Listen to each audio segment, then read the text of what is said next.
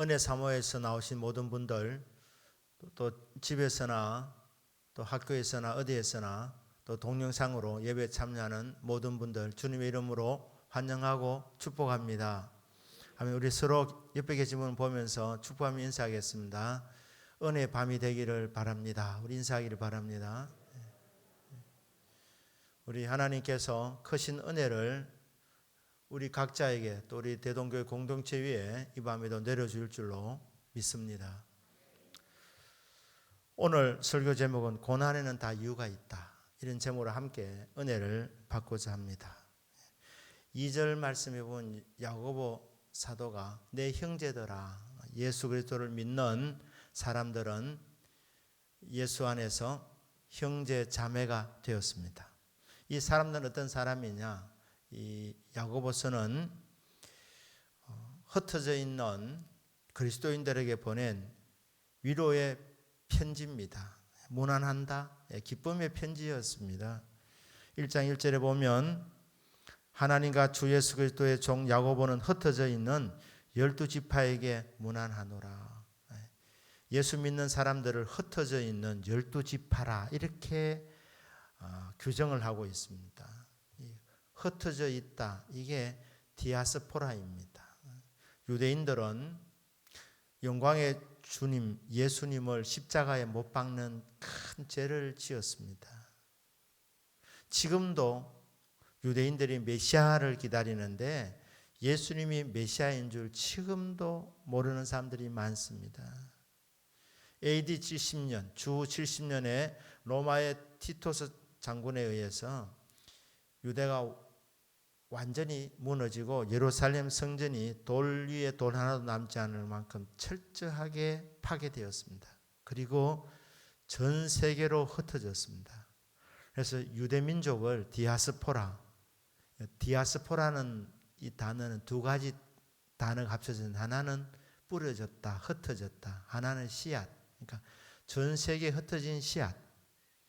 이게 유대인들이었습니다. 그런데 야고보 사도가 형제 자매들에게 진짜 디아스포라는 누구냐? 너희들이라는 거예요. 그리스도인들. 예수 안에서 한 피바다 한 몸 이룬 형제 자매들은 디아스포라. 흩어진 씨, 뿌려진 씨앗,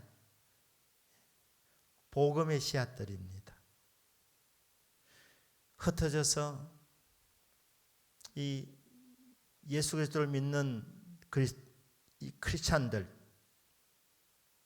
특히 유대 크리스찬들, 이 사람들은 유대인들로부터도 미움을 받았고 이방인들로부터도 박해를 받았습니다. 그러니 그들이 흩어져서 고난당하고 어렵고 힘들게 살아갈 때 자기 자신들을 볼 때는 자신의 정체성에 대해서 상당히 회의가 들어오게 되는데 야고보 사도 말합니다. 너희들이 진짜 디아스포라다. 너희들이 흩어진 씨앗이다.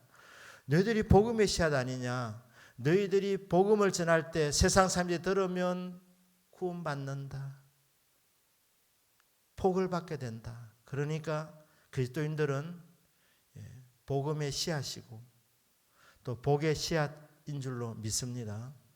비록 내가 지금 고난 가운데 살아가고 있고 하나님 안 믿는 사람들로부터 왕따를 당하고 미움과 박해를 받고 있지만 그래도 내가 바로 복음의 씨앗이구나. 하나님께서 온 세상을 복음화시키려고 나를 특별한 곳에 떨어뜨려 놓으신, 뿌려 놓으신 씨앗이구나.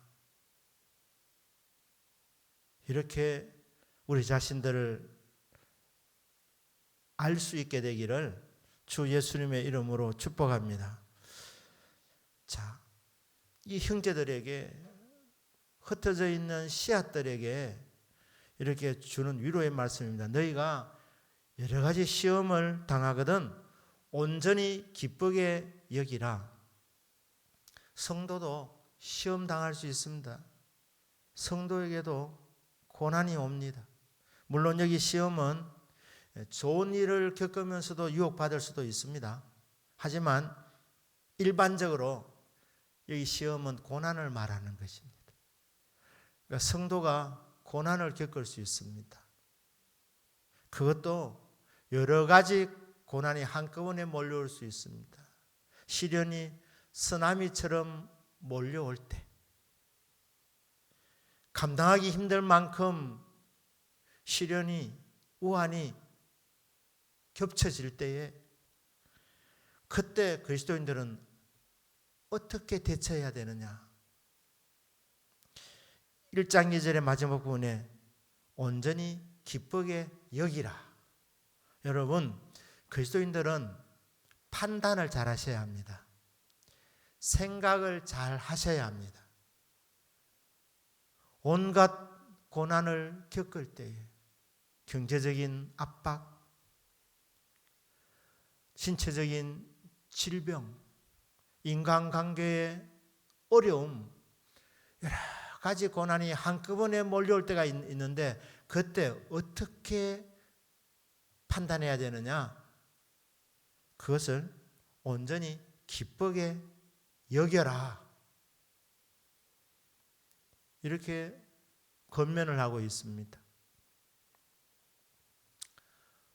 이 말씀은 우리 그리스도인들이 고난만을 즐거워하라는 말은 아닙니다.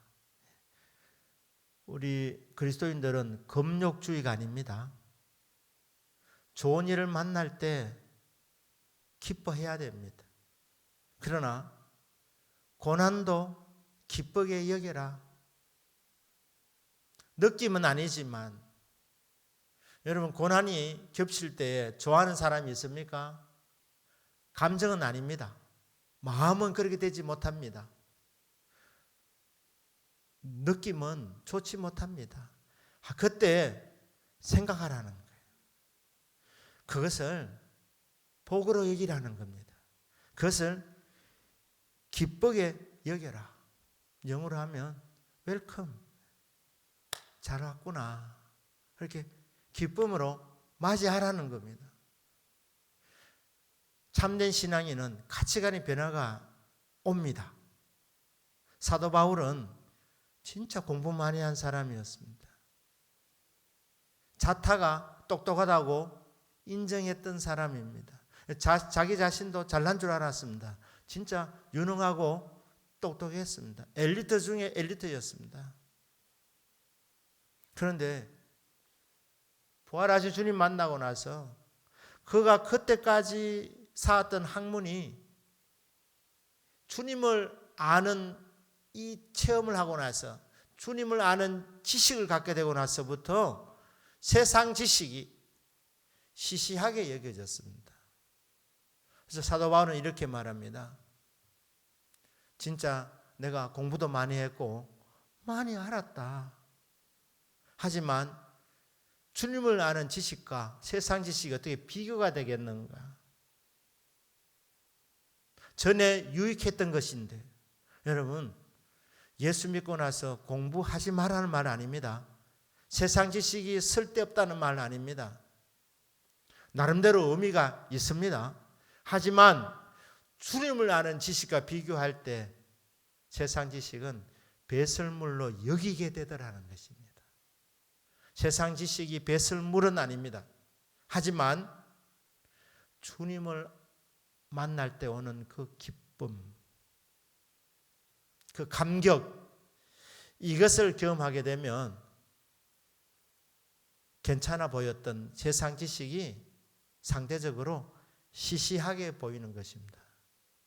사도 바울은 이런 가치관으로 살았습니다. 내 주 예수 그리스도를 아는 지식이 가장 고상합니다. 주여, 십자가의 그 비밀, 부활의 그 신비, 주여 알고 또 알게 하여 주십시오. 왜냐하면 주님 아는 지식이 가장 고상하기 때문입니다. 그래서 사도 바울은 주님 알고 나서부터 세상 지식을 배설물같이 여길 수가 있었습니다. 야고보 사도는 우리에게 이렇게 말합니다. 고난 좋아하는 사람 누가 있나? 우리들이 무슨 심리에 좀 병이 들어가지고 고난을 받고 학대받는 것을 쾌감을 느끼는 그런 사람들이 아니지 않느냐? 우리도 아픈 것이 뭔지 알고 힘든 것이 무엇인지 알고 고난이 무엇인지 다 아는 사람들이다. 하지만 그리스도인들이여, 사랑하는 주님 안에서 형제자매된 이 복음의 씨앗들, 흩어진 형제자매들아, 여러 가지 고난을 만나거든 그것을 싫어하지 말고 그것을 온전히 기쁘게 여겨라, 반갑게 여기라고 그렇게 권면을 하고 있습니다. 자, 왜 이렇게 기쁘게 여기라고 합니까? 그 이유가 3절부터 4절에 나와 있습니다. 이는 왜냐하면 왜 온갖 고난을 성도가 당할 때에 온전히 그것을 기쁘게 여겨야 하느냐? 그 이유는 너희 믿음의 시련이 인내를 만들어내는 줄 너희가 알미라. 너희들이 깨닫고 있기 때문이다. 너희들이 체험하고 있기 때문이다. 이 알미라는 것은 체험적인 알미를 말하는 것입니다. 성도는 고난을 한 번, 두 번 겪는 것이 아닙니다. 우리가 하나님 나라에 들어가기까지 많은 환난과 고난을 겪어야 하리라. 사도 바울이 그렇게 주의를 준 적이 있습니다.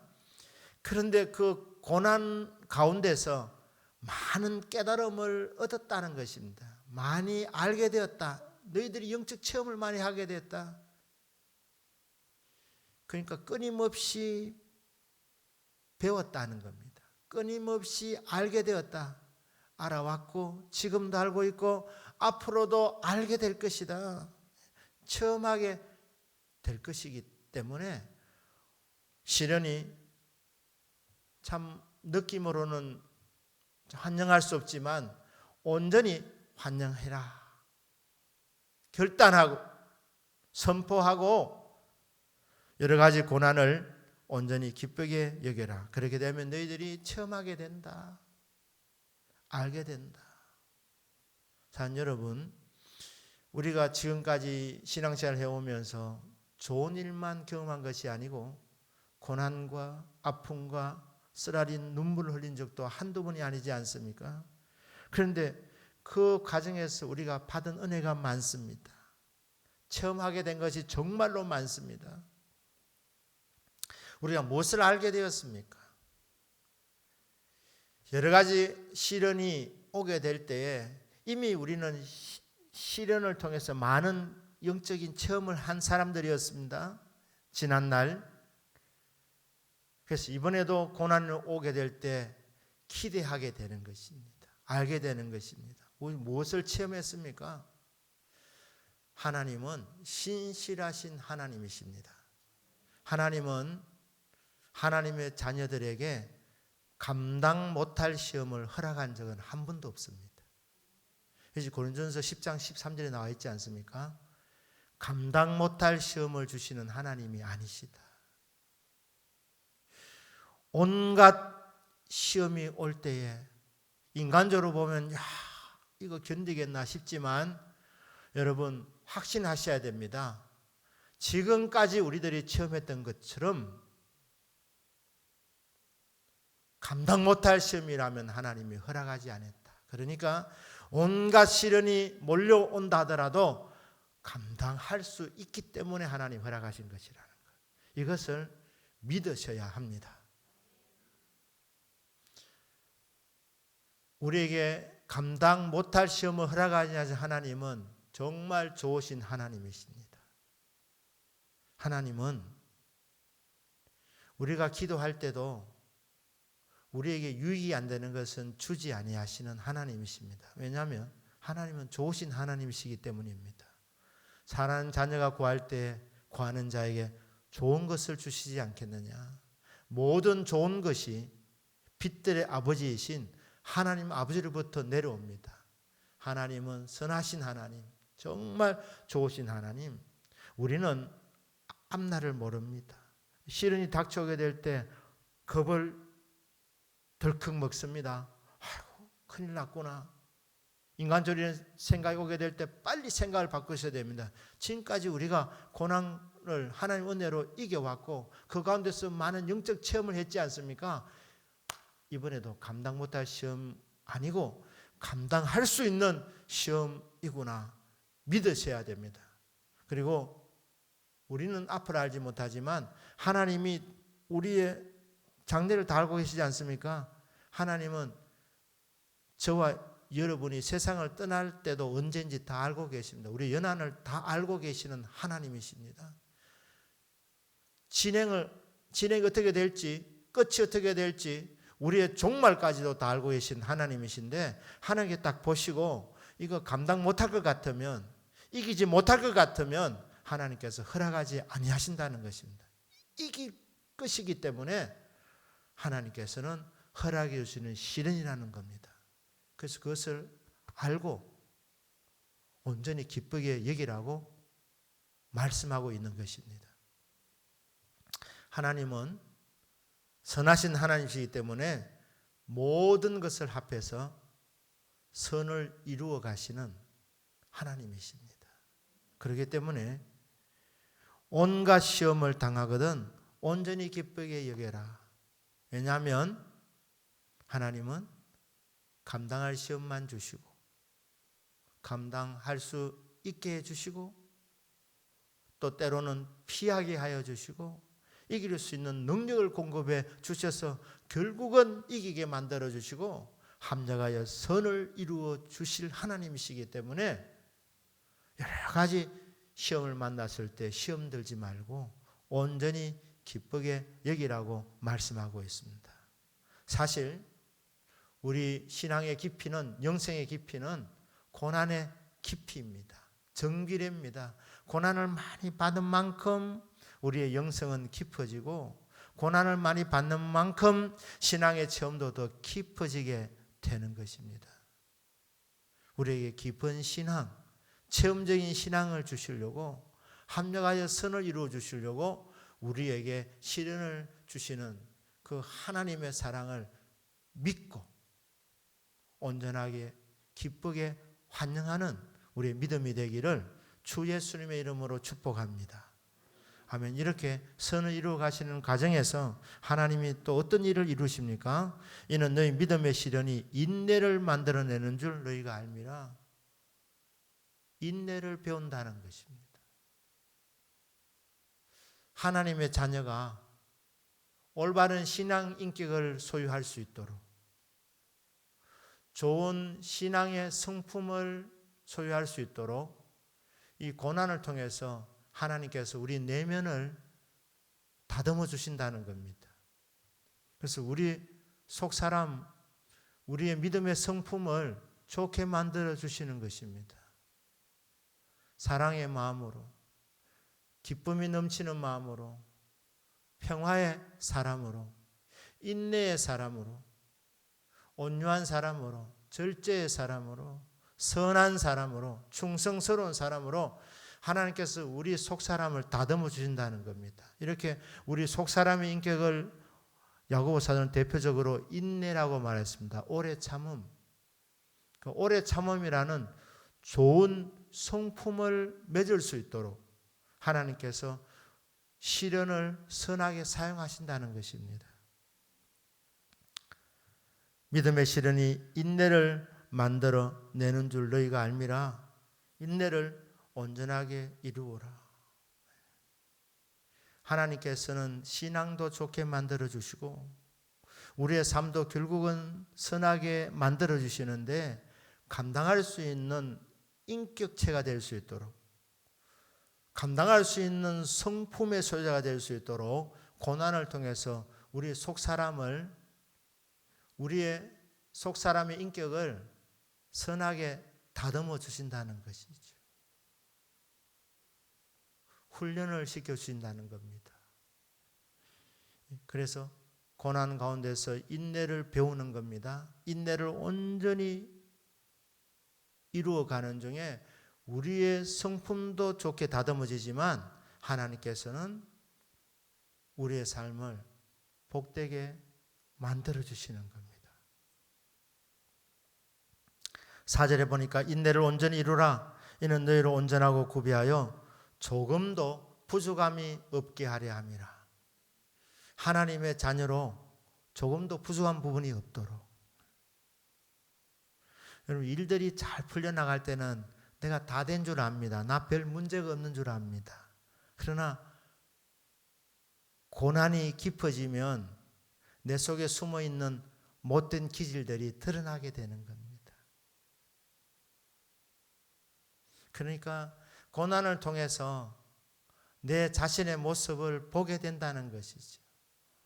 아, 내가 이 부분에서 아직도 다듬어져야 되는구나. 이 부분에서 부족한 부분이 있었구나. 평상시는 잘 모릅니다. 성질이 다 죽은 줄을 압니다. 좋을 때는 뭐 설거지도 기쁘게 하고 그렇습니다. 그런데 문제가 계속 생기고 고난이 겹쳐지면 날카로워지는 것입니다. 그래서 배우자가 별말 안 해도 발끈하게 되는 것이죠. 신경이 지금 곤두서 있기 때문입니다. 왜 그렇게 하시느냐? 그런 상황 가운데서 진짜 내 모습을 다시 볼 수 있도록 하나님께서 너 이 부분 네 몰라 그렇지. 너 아직 안 다듬어져 있다. 너 혈기 아직 안 죽었다. 너 성질 여전히 더럽다.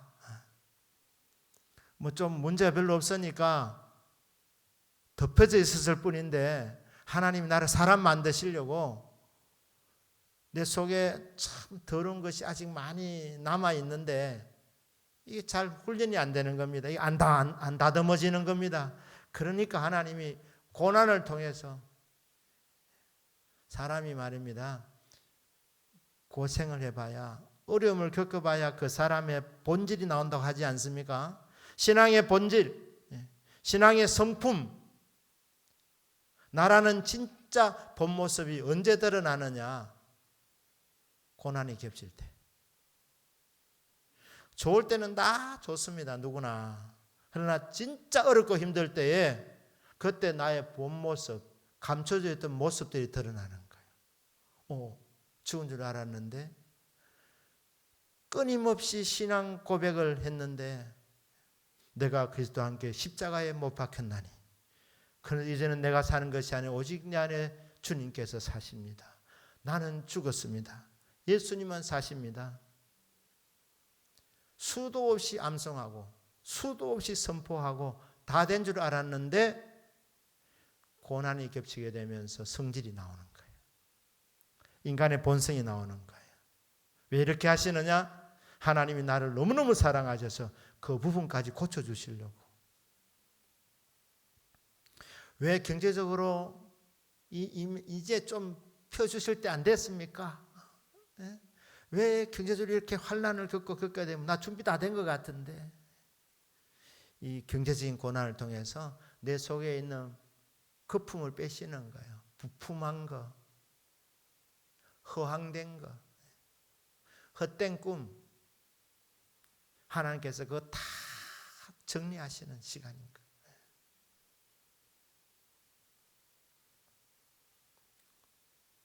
이게 준비가 안 되면 물질 많이 주시면 정신 못 차리기 때문에. 가난해도 지금 헛된 꿈을 꾸는데 여러분 거기에 돈이 한 감당 못할 물질이 온다고 생각해 보십시오. 사고 칩니다. 그러니 주님께서 훈련시키는 거예요. 이 환난을 통해서 온갖 시련을 통하여서 네 속에 그 부품한 거, 진실하지 못한 부분, 정직하지 못한 부분, 이런 부분 하나님께서 철저하게 정말 사랑하시면 밑바닥까지 보여주시는 거예요. 그래서 여러 가지 시험을 허락하시는 거예요. 나를 만드시려고, 사람 만드시려고.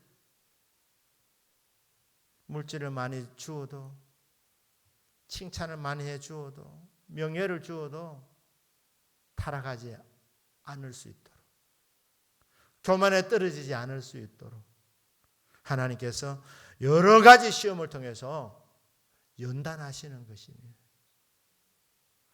그래서 인내를 배워서 좋은 신앙 인격자로 만드시려고, 성품을 다듬어 주시려고 온갖 시련을 사용하신 하나님. 또 하나는 4절에서 이런 고난을 통해서 너희를 온전하게 만들어주고 싶어서 구비하여 조금도 부족함이 없게 해 주시려고 하나님이 온갖 시련을 허락해 주시는 것입니다. 욥기서 5장 10절 11절에서 형제들아 주의 이름으로 말한 선지자들로 고난과 오래 참음의 본으로 삼으라. 그러니까 주의 수많은 종들, 선지자들 고난과 오래 참음의 본으로 삼으라는 거예요. 보라, 인내하는 자를 우리가 복되다 하나니 너희가 욥의 인내를 들었고 주께서 주신 결말을 보았거니와 주는 가장 자비하시고 긍휼히 여기시는 이시니라. 너희들이 욥의 고난을 들었지 않느냐? 욥의 인내를 또 들었지 않느냐? 그 고난 가운데서 욥이 인내했다. 주신 자도 여호와시오 취하신 자도 여호와시니 주의 이름이 찬양을 받으실지니이다. 10자녀를 다 잃고 그가 했던 말입니다. 집에 하인들 다 잃어버렸습니다. 재산 다 날렸습니다. 몸에 악창이 들었습니다. 망가져도 저렇게 망가질 수 있나? 저 사람 무슨 죄가 숨어있는 무슨 죄가 이래 있나? 주위에서 수근거릴 정도였는데 욥은 뭐라고 말했습니까? 주신 분도 여호와시고 취하신 분도 여호와시니 여호와 이름이 찬양을 받으실지니이다. 이 정도 멋진 고백했으면 주님이 금방 다 회복시켜주면 얼마나 좋겠습니까? 그러나 시간이 꽤 걸렸습니다. 그런데 그 오랜 기간을 욥이 인내했습니다. 그 결말이 어땠냐? 주님께서 어떤 결말을 맺게 해주셨느냐? 결론입니다. 주님은 가장 자비로우신 분 아니냐? 가장 긍휼이 많으신 분 아니냐? 욥에게만 그렇게 하느냐? 흩어진 씨앗들, 복음의 씨앗인 너희들에게도 지금 주님이 동일하게 역사하고 계신다. 왜 시련을 주시는가? 성품을 다듬으라고. 인내를 배우도록. 아울러서 이 고난이 왜 유익이냐? 함정에서 선도 이루지만 너를 온전한 하나님의 사람으로 유능한 사람으로 만들어 주려고 부족함이 없는 인생으로 약한 부분, 모난 부분이 없도록 온전한 하나님의 일꾼으로 구비되어서 무슨 일을 시켜도 감당할 수 있는 유능한 하나님의 사람으로 만들어 주시려고 하나님께서 온갖 시련을 허락하여 주신다. 그러니 이게 선물이니까 환영해야 된다. 기뻐해야 된다. 싫어하지 마라. 이런 권면의 말씀입니다. 욥이 고난 받기 전에 정말 잘 나갔었습니다. 그렇지만 고난을 통하여 무슨 은총을 입었습니까? 무엇보다도 신앙의 체험 깊어졌습니다. 그전에는 주님에 대하여 말로 듣기만 했는데 이제는 내가 눈으로 주님을 배웁습니다. 고난 가운데서 우리는 주님을 만납니다. 귀로만 듣던 신앙이 아니라 눈으로 보는 이 신앙. 나의 주님이십니다. 나의 하나님이십니다. 주님으로 인하여서 정말 만족하고 행복해질 수 있도록 주님 자신을 주시려고 주님께서 우리에게 온갖 시련을 허락하여 주십니다. 그래서 믿음으로 잘 받으시면 하나님께서는 합력하여 선을 이루어 주십니다. 우리의 성품을 주님의 형상으로 다듬어 주십니다.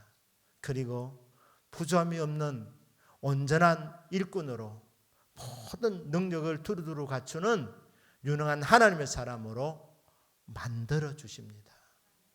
이런 이유들로 인해서 허락하시는 시련이기 때문에 흩어진 복음의 씨앗들아, 고난당할 때 이상하게 여기지 말고 그것을 온전히 기쁘게 여기고 하나님께서 나를 온전하게 빚어주시도록 훈련 잘 받고 온전한 하나님의 사람으로 다듬어져서 하나님 나라 확장을 위하여 귀하게 쓰임받는 하나님의 사람이 되어라. 이런 의미에서 사도 야고보가 이 편지를 고난당하는 흩어져 있는 그리스도인들에게 편지를 보냈습니다. 이 말씀, 나에게 주신 말씀으로 받으시고 고난 가운데서 하나님을 깊이 체험하시고 고난 속에서 훌륭한 신앙의 인격의 사람으로 다듬어지시고 부자미 없는 온전한 하나님의 일꾼으로 세워지는 저와 여러분의 믿음이 되기를 주 예수님의 이름으로 축복합니다. 아멘. 기도합니다.